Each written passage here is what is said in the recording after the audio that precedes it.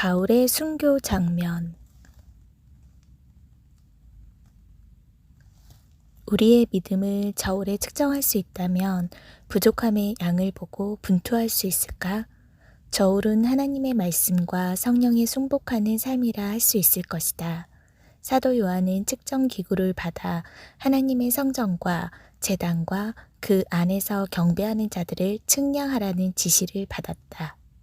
성전은 가장 거룩한 지성소와 성소와 제단과 뜰로 구성되었는데 이는 신자들의 영적인 신앙의 상태를 상징하기도 한다.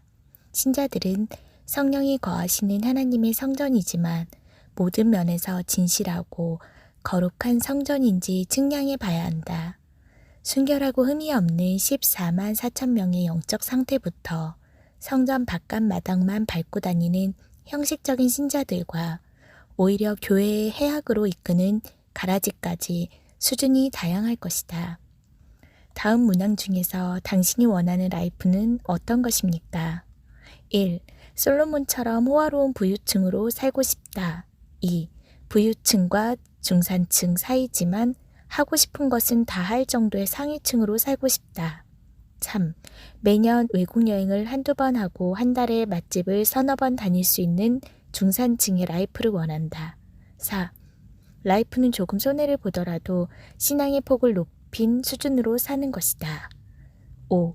바울처럼 하나님의 나라를 위해 고난을 마다하며 올인하고 싶다. 위로 올라가는 라이프는 재물이 주인되는 삶으로 육신에 속한 사람들이 추구한다. 바울은 주님께 직접 훈련을 받지 않았다. 예수님의 제자들과 동시대에 활동했지만 크게 쓰임을 받았다. 바울은 어떻게 그렇게 크게 쓰임을 받았을까? 첫째는 하나님의 은혜로 선택을 받았다. 성경에서 크게 쓰임을 받은 선지자들은 모두 하나님이 선택해서 사용하셨다. 모세와 아브라함, 노아, 이사야, 예레미야, 에스겔, 다니엘, 세례 요한이 다 그렇다.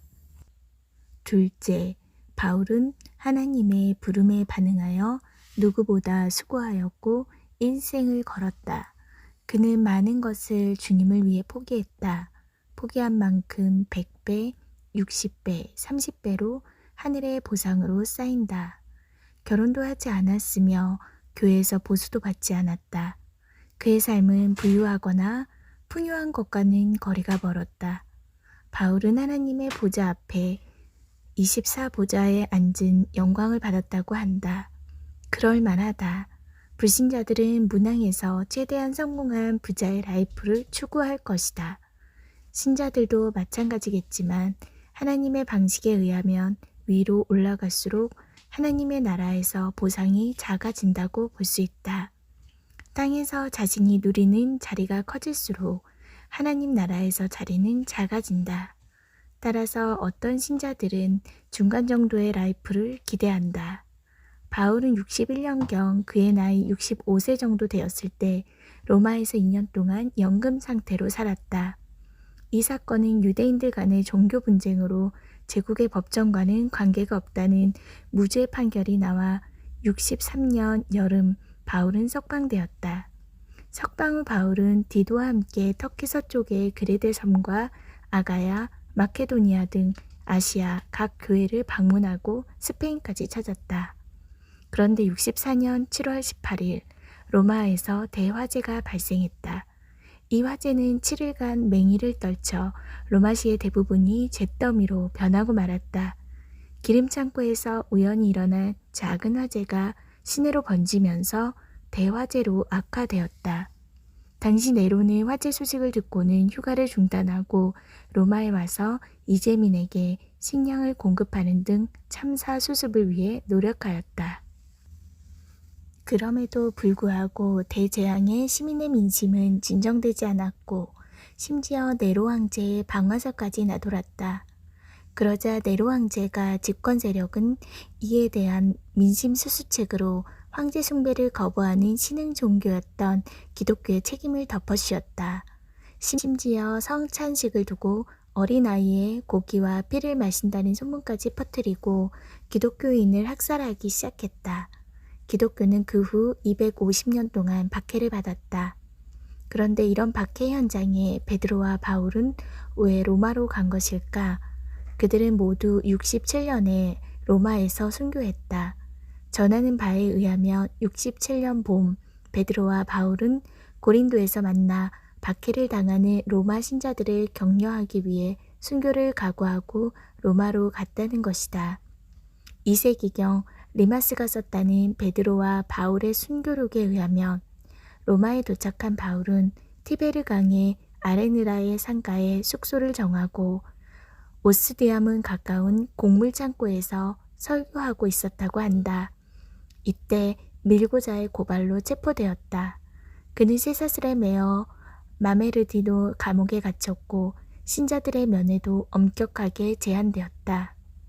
그 상황에서 누가 많이 바울 곁에서 시중을 들었고 에베소에 오네시모가 방문했다. 늙고 지친 바울의 기쁨이 얼마나 컸는지 그가 유익하다고 옥중서신 빌레몬서에 기록했다. 그의 첫 공판이 로마 법정에서 열렸는데 이때의 심정이 담긴 마지막 서신을 디모데에게 남겼다. 처음 변명할 때 나와 함께한 자가 하나도 없고 다 나를 버렸으나 그들에게 허물을 돌리지 않기를 원하노라. 주를 위하여 갇힌 자 된 나를 부끄러워하지 말고 오직 하나님의 능력을 따라 복음과 함께 고난을 받으라. 전제와 같이 내가 벌써 부어지고 나의 떠날 시각이 가까웠도다.